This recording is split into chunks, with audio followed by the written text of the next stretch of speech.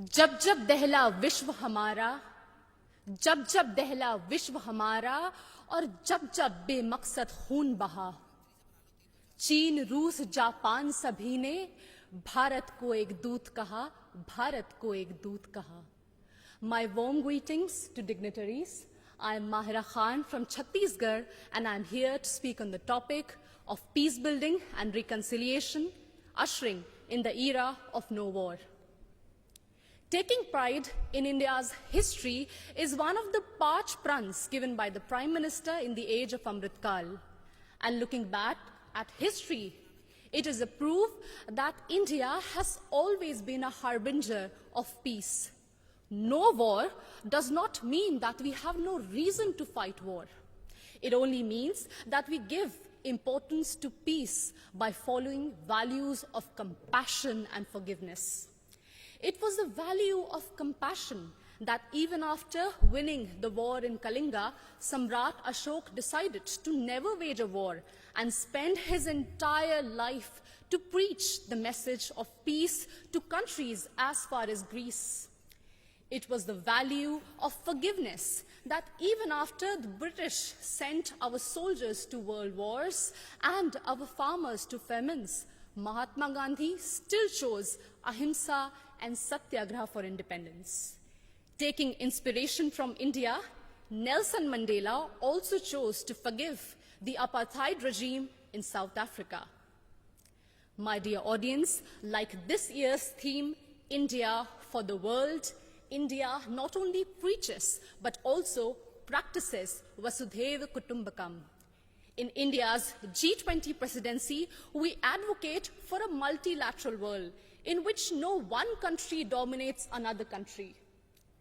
When China dominated Indo-Pacific, India rushed to help and support ASEAN countries. It acted east. When Sri Lanka needed loans, India was the first to give assurance to IMF. It showed that we believed in neighborhood first. And when Turkey, Syria were hit by deadly earthquakes, India rushed for their aid. It showed our brotherhood. Remember, in 1945, after testing the first atomic bomb, Oppenheimer quoted from Bhagavad Gita, "Now I have become death, the destroyer of worlds."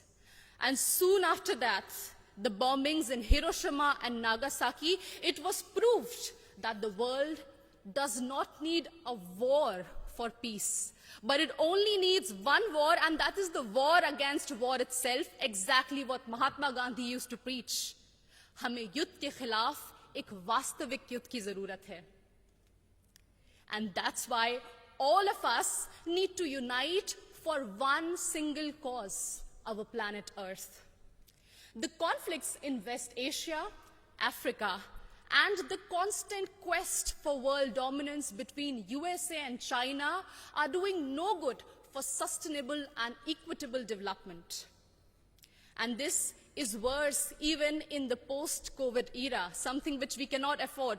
And in this circumstance, the world looks at India to find peaceful negotiation and conciliation in the midst of Russian-Ukraine war.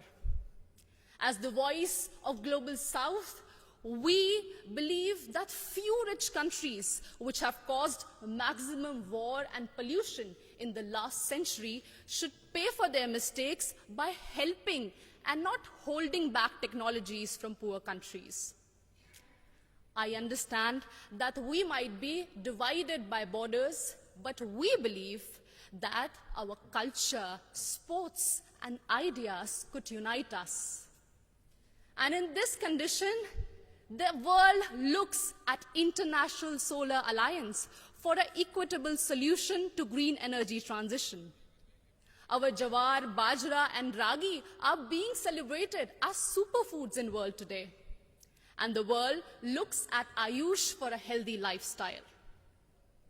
My dear audience, when one youth from Naxal-affected area of Abujmar in Chhattisgarh can strive and participate in international football, it inspires so many of us to strive for a home that is free of conflict and full of opportunities and growth.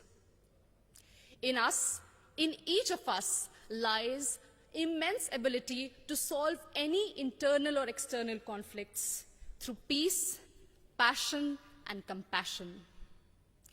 बढ़े चलो यही निदाए वक्त है.